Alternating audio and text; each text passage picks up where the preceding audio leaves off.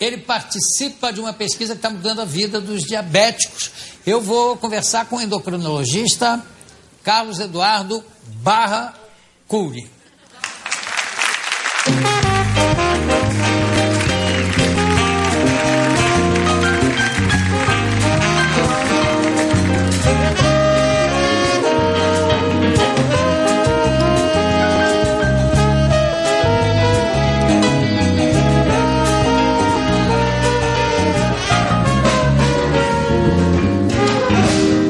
O Alex, toda vez, ele cada vez mais está tentando puxar a cadeira para eu cair no chão.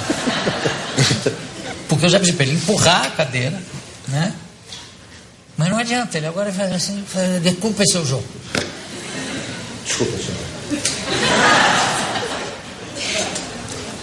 Passa por essa 100ª vez, passa, tudo bem. Obrigado. Depois passa lá no camarim que eu tenho uns projetos de outros empregos para você. Inclusive um deles como maquinista, jogando carvão no fogo. Desculpa. Que nada. Carlos Eduardo Barra Cury, mesmo Barra. Isso não é endereço na internet. Já aconteceu de alguém escrever o Barra mesmo quando eu digo o nome. Em estabelecimento comercial já aconteceu. Já aconteceu. E eu não acredito que a pessoa faz isso, mas acontece. Não acontece. É como o Alex, eu não acredito nas coisas que ele faz aqui comigo. Se bem que eu já posso tomar um segundinho para mostrar o flagrante que foi dado no Alex, na minha sala? Cadê? Está no ponto aí por acaso, Vini? Ah, olha aí. Não, quem resolve isso sou eu, querido. Vou te arranjar 2 blocos de entrevista. Eu falo pro gordo e fim de papo. O que eu falar pro gordo é lei. Pode contar. 2 blocos. Tá certo. Um abraço, um abraço.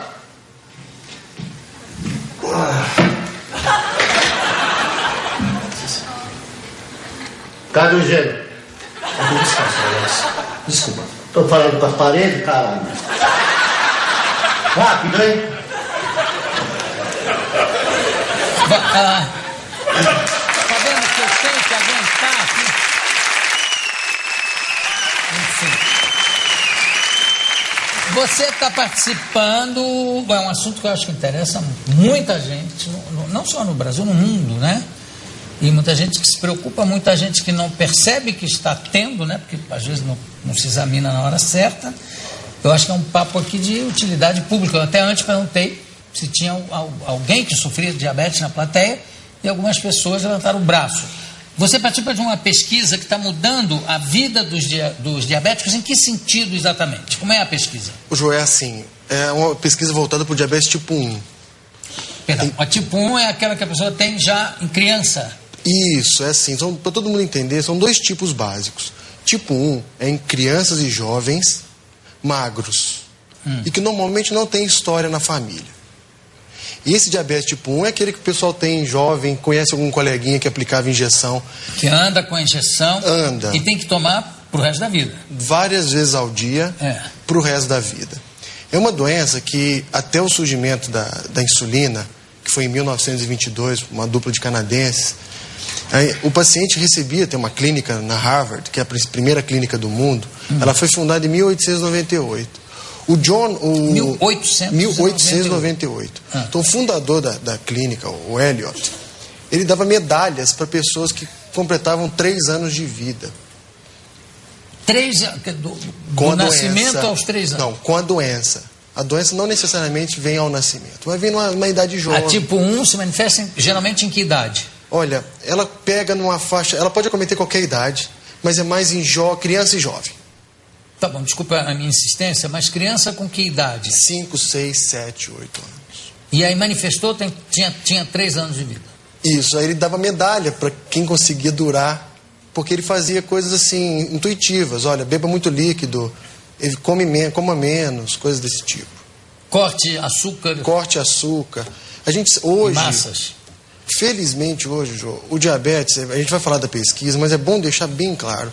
O diabético hoje consegue controlar a glicose, hoje, em 2010, com qualidade de vida. Isso é com muito gosto que a gente gosta de deixar claro. Os aparelhinhos de medir glicose, hoje é um furinho pequeno, uma gotinha mínima de sangue, sai o resultado em 5 segundos.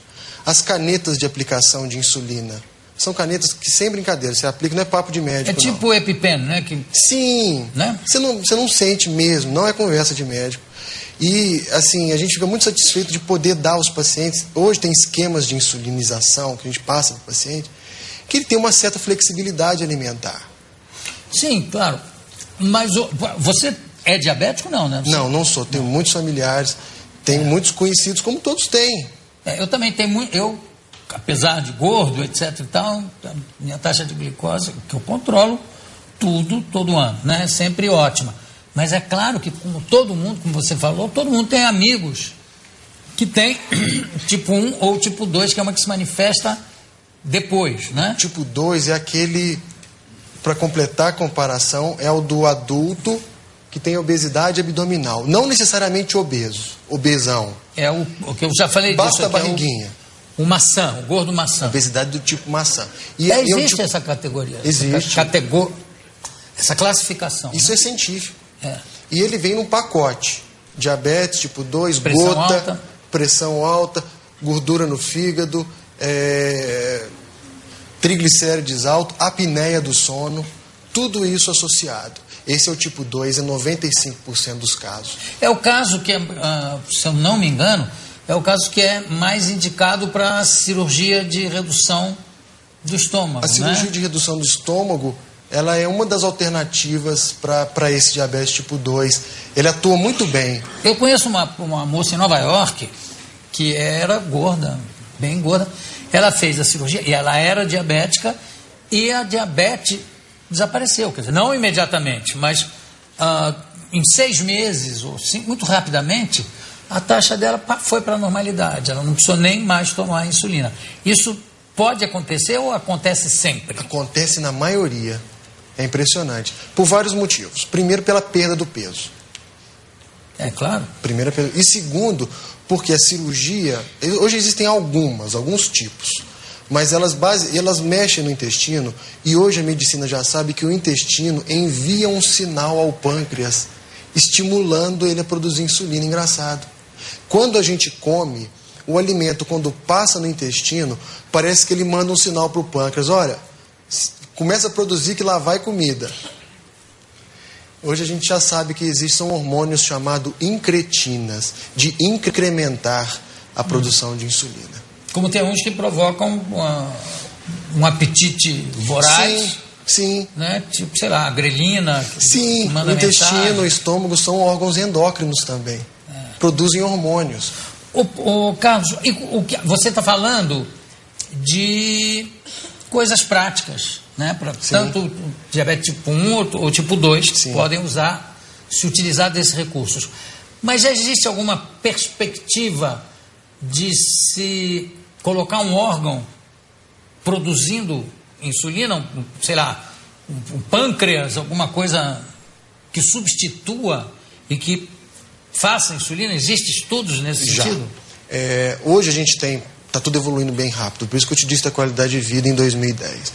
Nós estamos para ter aparelhos que medem glicose sem furar o dedo, tipo aquele oxímetro que tem nas UTIs. Sei. A insulina oral, insulina inalada e... Inalada? Como bombinha de asa. Sei. Agora, isso está tudo para sair agora, está no forno. E isso para um paciente diabético, você não sabe o quanto que o olho dele brilha. Até que ponto esse tipo de tecnologia vai ser acessível a toda a população? Porque eu sempre penso na população carente, né? Que parece que está vendo uma coisa de ficção científica. Em relação a SUS e a tudo isso, como é que vai ser? Eu acho que tudo do SUS tem que ter há padronizações. Então, no início, você tem que ter casos específicos. E à medida que uma droga, um medicamento é lançado, há uma redução do preço gradual, isso passa a ficar mais fácil para todo mundo. Mas hoje, só desculpe interromper, mas o governo hoje facilita muito a vida do diabético. O estado de São Paulo, especialmente, tem uma facilidade muito grande. As fitas, muitas vezes, em muitas cidades, são gratuitas, o paciente ganha. As insulinas também. O próprio ministro da Saúde atual me parece um homem muito preocupado, muito cuidadoso em relação a que a população tem um acesso bem abrangente às coisas. Só que é um país imenso e deve ser uma luta de minuto a minuto com as coisas, né? Eu não sei quem vai pagar essa conta. Porque a gente tem hoje uma expectativa média. A pesquisa feita no Brasil em 80 mostrou que a gente tinha, nos adultos, 7,6% de diabéticos. Em Ribeirão Preto foi a segunda grande pesquisa, 12,1%. Loucura. Nos Estados Unidos, o ano passado, acima dos 60 anos, 60% tinha alguma alteração da glicose. E hoje, se você for ver, nós estamos vivendo muito. A expectativa de vida 73, pela última da média. Que saiu. Média, claro. E hoje os meninos estão ficando diabéticos tipo 2, novos. Eu me assustava quando atendi um diabético tipo 2 de 40, estou me assustando com 30. Hoje eu tenho pacientes de 20 anos. Que já tem um tipo 2? Tipo 2. A pesquisa com células tronco, que eu acho que é uma das suas especialidades. Sim. Pode levar a uma cura da diabetes? Ou do diabetes, eu não sei, afinal. Dá ou do. Tanto faz. Desde que você não tenha. Mas aí? Mas o diabetes, nossa pesquisa é para diabetes tipo 1. Aquele da insulina, do jovem. Sim. Então, o que a gente faz? O diabetes tipo 1, Jô, é considerado uma doença autoimune. O que é isso? O sistema imunológico, que é feito para proteger a gente, começa a auto-atacar.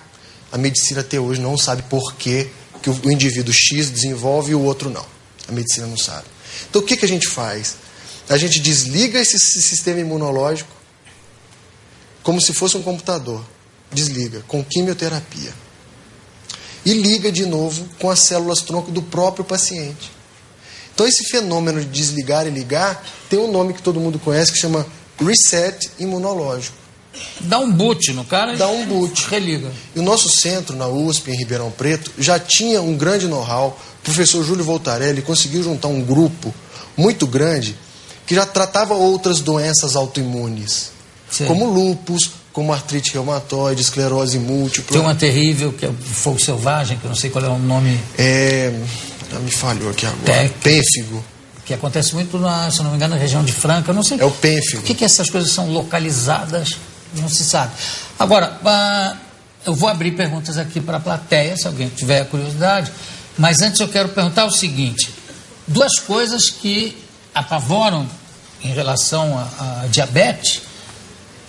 Problema nos pés, ou feridas que abrem no pé de um diabético, que ele não trata, ou às vezes perde o pé ou a perna. E também a visão, a vista, né? Quando a diabetes severa começa a atacar a vista, como é que é? Eu vi uma entrevista sua sobre amputações. É verdade. E, assim, não é... Muitos pensam assim, olha, quando a glicose está 400, 500, começa a dar esses sintomas. Não precisa. O diabetes, se você tiver acima do normal, vamos dizer, todo mundo em jejum de 8 horas não passa de 100. Isso. Se passar de 126 é diabetes para cima. Se você ficar 10 anos ou 5 anos com a glicose de 160, 170, você não tem sintoma, não dói, não sangra. Diabetes é uma doença silenciosa. E aí você vai descobrir o diabetes quando tem uma ferida no pé que não cicatriza. E a visão, e a vista? Então, o diabetes é a principal causa de cegueira no mundo. É a principal... No Brasil, também. Junto com o glaucoma, né? Também. E também a pessoa não se dá conta. Não se dá conta. No caso de amputações, o trauma é a principal causa de amputação no mundo. Mas as não traumáticas, de membros inferiores, é o diabetes. Porque o diabético, muitas vezes, ele não tem sensibilidade adequada no pé. É um paciente que anda de chinelo 1 quilômetro e só descobre 1 quilômetro que o chinelo ficou para trás. Mas é terrível. Agora, a gente começou, eu perguntei sobre transplante, você falou, aí o assunto foi virando e eu não teve a resposta. Como é que está em relação a transplante? Nós temos hoje, só do transplante de célula-tronco, o nosso grupo hoje é pioneiro no mundo. É com muita satisfação que eu te digo isso. É uma pesquisa brasileira, sabe, na USP, em Ribeirão Preto, e que foi o primeiro transplante de célula-tronco em seres humanos para diabetes é nosso. E deu certo? Hoje nós temos pacientes há mais de 6 anos sem levar uma picada. Curados? A gente não usa o termo cura, não. Tudo bem. Porque dieta e exercício, sei lá. eles continuam fazendo uma dieta saudável. O exercício é importantíssimo. Sim, isso é tratamento. O pessoal acha que não é. Não, é assim, ele continua tratando. Dieta adequada e exercício. E está no livro, Jô, o paciente que não aplica insulina morre. E eu nunca pensei na minha vida, enquanto médico, que eu fosse conseguir tirar a insulina de alguém. E você pegar um paciente que está aí 4 anos, 5 anos, mede um aparelhinho lá das 90. Isso eu já tenho história para contar para o resto da vida. Outra coisa que eu sempre acho curiosa é como muda a taxa do controle da diabetes, né? Quer dizer, através de um exame de sangue. Já foi que era ok até 120, eu acho. 140. Já até foi até 140. Né? Hoje em dia, 100 ali está batendo no limite. 90 a 100, né? Qual é o critério? Deve ser através de observação em vários pacientes, né? É assim. Eles pegam quanto, eles acompanham a glicose de um grupo de indivíduos e vê o que acontece com esses indivíduos ao longo prazo. Certo. E o corte de 126 foi de uma população americana que eles viram que a partir de em torno disso, a longo prazo, eles tinham mais retinopatia diabética. Também o controle com o oftalmologista também acusa quando está havendo algum problema. Sim, né? Sim, por isso todo diabético tem que ir ao oftalmologista todo ano. Cá para nós. E todo mundo tem que ir ao oftalmologista todo ano. Claro. E até um alerta bom para todo mundo que está vendo, uma utilidade pública, você disse.